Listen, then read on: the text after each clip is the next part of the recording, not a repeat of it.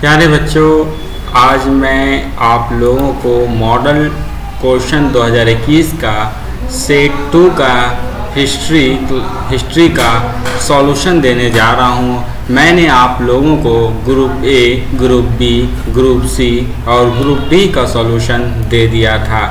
Short question, objective question, short question और उसके बाद आपको वेरी शॉर्ट क्वेश्चन मैंने दे दिया था। आज मैं आपको सेक्शन ई का सॉल्यूशन देने जा रहा हूँ, सेक्शन ई का, जिसमें आपको 56 नंबर से लेकर 59 नंबर तक का टोटल सॉल्यूशन मैं दूंगा।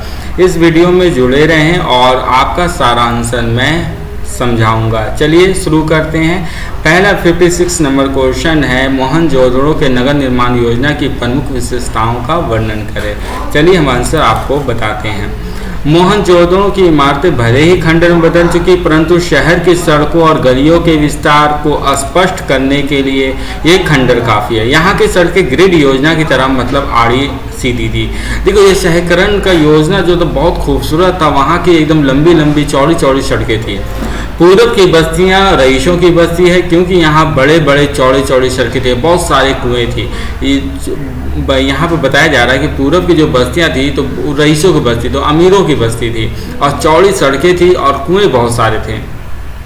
मोहनजोदड़ो की सड़कें इतनी बड़ी थी कि यहाँ आसानी से 2 बैल निकल सकती थी। यहाँ पर सड़क के दोनों ओर घर है। दिलचस्प बात यह है कि यहाँ की सड़क की ओर केवल सभी घरों को पीठ दिखाई देती है, मतलब दरवाजे के अंदर गलियों में। वास्तव में स्वस्थ और प्रति मोहनजोदड़ो के शहर के काबिले तारीफ है। शहरीकरण बहुत खूबसूरत अंदाज से सजाया गया था, किया गया था, क्योंकि हमसे इतने पिछड़े होने के बावजूद भी यहाँ जो नगर नियोजन व्यवस्था है कमाल की थी। इतिहासकारों का कहना है कि मोहनजोदड़ो सिंधु घाटी सभ्यता की पहली संस्कृति थी जो कि कुएं की खोदकर भूजल तक पहुंची थी। मोहनजोदड़ो में करीब 700 कुएं थे। यहाँ पे बेजोड़ पानी निकासी, कुएं की कुंड और नदियों को देखकर हम यह कह सकते हैं मोहनजोदड़ो की सभ्यता असल में मायने में जल संस्कृति थी। आप इस तरह से आप इसको लिखेंगे। 57 नंबर क्वेश्चन में हम चलते हैं और उसको समझते हैं। क्वेश्चन है आपका, जमींदार कौन थे और मुगल में उनकी क्या भूमिका था। तो आपको हम बता दें, मुसलमानों के राजत्व काल में जो मनुष्य किसी प्रांत या जिले या कुछ गांवों को भूमि लगाने और सरकारी खजाने को जमा के लिए नियुक्त था, वह जमींदार कहलाता था। उसे उगाए हुए कर का 10वां भाग पुरस्कार के स्वरूप दिया जाता था। मुगल साम्राज्य में प्रत्येक हिस्से से जमींदार उपस्थित थे और मुगल कालीन भारत में कृषि संरचना में उन्हें सर्वाधिक महत्वपूर्ण स्थान प्राप्त था। कृषि के जमीनों के स्वामी होने के अलावा जमींदार के एक अच्छे खासे वर्ग अपने गांव में मालगुजारी की वसूली का पुश्तैनी अधिकार प्राप्त था। मालगुजारी वसूल करने के बदले जमींदार उससे एक हिस्सा पाता था।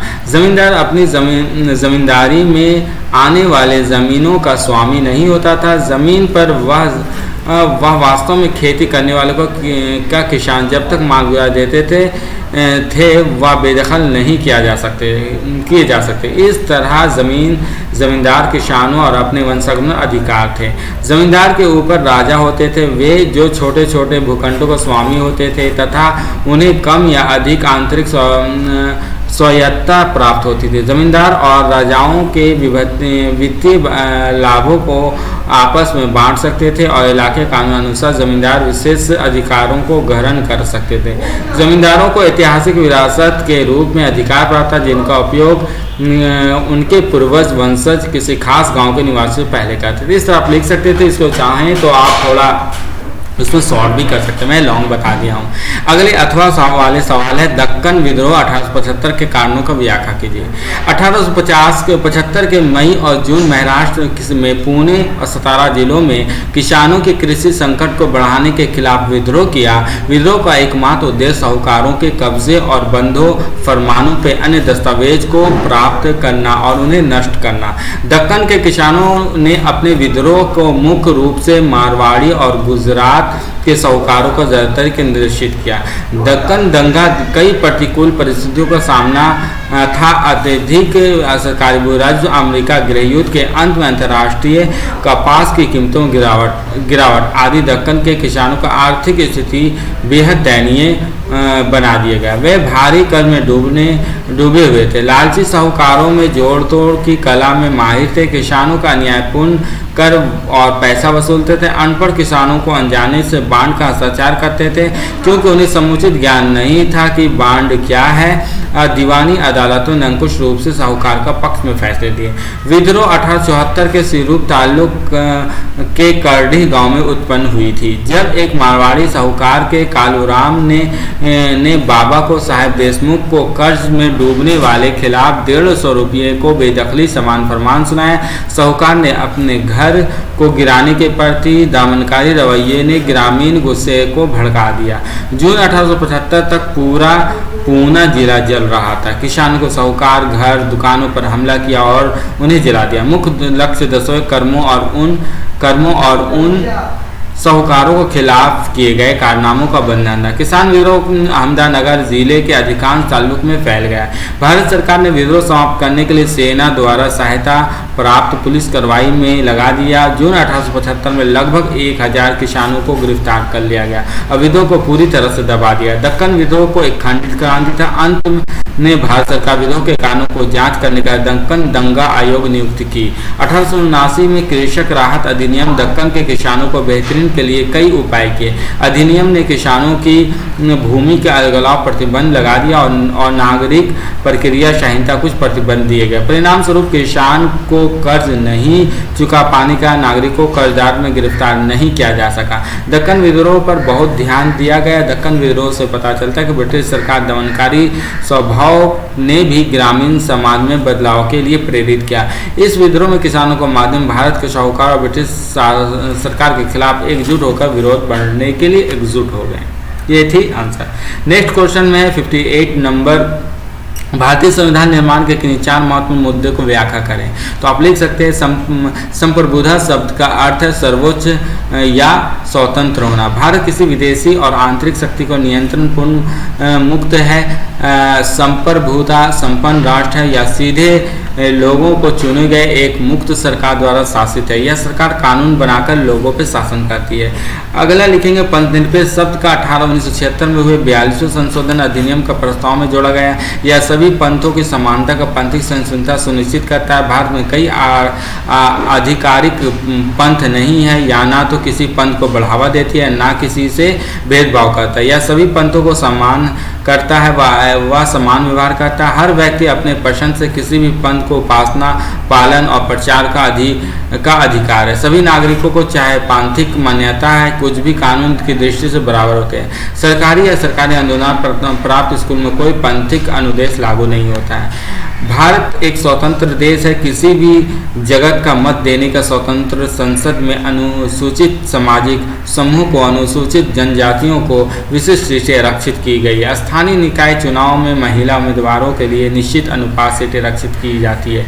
सभी चुनाव में महिलाओं के लिए 1/3 सीटें आरक्षित करने का एक विधेयक लंबित है। हालांकि इस क्रियान्वयन कैसे होगा यह निश्चित नहीं है। भारत निर्वाचन आयोग में एक स्वतंत्र संस्था है, वह यह स्वतंत्र निष्पक्ष निर्वाचन करने का सदैव तत्पर है। उसके बाद लिखेंगे समाजवादी शब्द संविधान 1976 में 42वें संशोधन अधिनियम द्वारा प्रस्ताव में जोड़ा गया। यह अपने सभी नागरिकों के लिए सामाजिक और आर्थिक समानता सुनिश्चित करता है। जाति, रंग, नस्ल, लिंग, धर्म या भाषा के आधार पर कोई भेदभाव नहीं किए बिना सभी को बराबर का दर्जा और अवसर देता है। सरकार के कुछ लोगों के हाथों में धन जमा होने से रोकती है तथा सभी नागरिकों को अच्छा जीवन स्तर प्रदान करने की कोशिश करती है। अगला क्वेश्चन आप देखेंगे आज़ाद हिंद फौज पर एक टिप्पणी लिखे। तो आप लिखेंगे आंसर अंग्रेजों के खिलाफ लड़ाई में तेज करने के लिए आज़ाद हिंद फौज की स्थापना की गई। खास बात यह है कि इस फौज की स्थापना भारत में नहीं बल्कि जापान में की गई। आज़ाद हिंद फौज की स्थापना टोक्यो जापान में 1942 में रास बिहारी बोस ने की थी। उन्होंने 28 से 30 मार्च के फौज को गठन पर विचार के लिए सम्मेलन बुलाया। इसकी स्थापना हुई। इसके उद्देश्य में द्वितीय विश्व युद्ध के दौरान अंग्रेजों के खिलाफ लड़ना था। आज़ाद हिंद फौज की जापान में काफ़ी सहयोग दिया। इससे देश के बाहर रह रहे लोगों इससे सेना में शामिल हो गए। कहा जाता है कि आज़ाद हिंद फौज की स्थापना का विचार सबसे पहले मोहन सिंह मन में आया था। फौज में 85,000 सैनिक शामिल थे और कैप्टन लक्ष्मी स्वामीथन के नेतृत्व में वाली महिला यूनिट भी थी। पहले इस फौज में उन भारतीय सैनिकों को लिया गया जो जापान की ओर बंदी बना लिए गए थे। बाद में इसमें बर्मा में मलाया स्थित भारतीय संसेवक भी भर्ती किए गए। सुभाष चंद्र बोस रेडियो पर किए गए एक आह्वान के बाद रास बिहारी बोस 4 जुलाई 1943 को 46 वर्षीय सुभाष को इसका नेतृत्व सौंपा गया। 21 अक्टूबर 1943 को सुभाष चंद्र बोस सिंगापुर अस्थायी भारत सरकार आज़ाद हिंद सरकार की स्थापना की और बोस ने इस प्रकार राष्ट्रपति, प्रधानमंत्री और सेना अध्यक्ष तीनों थे। इस सरकार को जर्मनी, जापान, फिलीपींस, कोरिया, चीन, इटली, मंचुको और आयरलैंड ने मान्यता दे दी। 59 क्वेश्चन लास्ट क्वेश्चन है, भारतीय स्वतंत्रता आंदोलन में महात्मा गांधी की भूमिका का चर्चा कीजिए। राष्ट्रपति महात्मा गांधी भारतीय राजनीतिक मंच पर 1919 से 1948 तक इस कदर छाए रहे। इस युग को भारतीय इतिहास का गांधी युग कहा जाता है। शांति और अहिंसा के उनके अमर संदेश पूरे विश्व में मानव जाति के लिए प्रभावित किया है। मोहनदास करमचंद गांधी ने जन्म अक्टूबर 1869 गुजरात के पोरबंदर में हुआ था। 1891 में उन्होंने इंग्लैंड से वकालत पास की और पहले राजकोट में बाद में मुंबई वकालत करने पे 1893 में उन्होंने दक्षिण अफ्रीका जाने का मौका मिला। वहां उन्होंने गोरों द्वारा किए जाने रंगभेद नीति को विरोध किया। दक्षिण अफ्रीका में गांधी जी ने नटाल भारतीय कांग्रेस बनाई गई। वहीं उन्होंने दक्षिण अफ्रीका गांधी जी ने नटाल भारतीय कांग्रेस बनाई। वहीं उन्होंने अहिंसत्व, सविनय और ज्ञान आंदोलन आरंभ किया। उनके प्रयासों में दक्षिण अफ्रीका की सरकार को दमानतक अधिनियम को रद्द करना पड़ा। इससे गांधी जी की प्रतिष्ठा बढ़ने लगी। 1914 में वे भारत लौट आए। 1917 में उन्होंने नील किसानों के विरुद्ध चंपारण बिहार में आंदोलन छेड़ा और सफल रहे। खेड़ा सत्याग्रह में अहमदाबाद आंदोलन उनकी ज्योति बढ़ने लगी। 1919 के जालियांवाला बाग हत्याकांड पर उन्होंने भारतीय राजनीति में सक्रिय भाग लेने का निश्चय किया। खिलाफत आंदोलन, असहयोग आंदोलन, सविनय अवज्ञा आंदोलन, जय शदो आंदोलन, व्यक्तिगत सत्याग्रह से होते हुए 1942 में भारत छोड़ो आंदोलन तक सभी गतिविधियों पर गांधी जी ने प्रभावित रहे। इस बीच कई बार उन्होंने जेल जाना पड़ा, लेकिन वे लक्ष्य पे अडिग रहे और तमाम कठिनाइयों के बावजूद भी भारत को अहिंसात्मक तरीके से आज़ाद दिलाने में सफल रहे। ये थे तमाम क्वेश्चन जो मैंने आपको समझा दिया हूँ और उम्मीद करता हूँ आपको बेहतर तरीके से समझ चुके हैं। इसका स्क्रीनशॉट लेकर भी आप रख सकते हैं और पढ़ सकते हैं। आप इस चैनल को सब्सक्राइब जरूर करें, लाइक करें, शेयर करें। Thank you.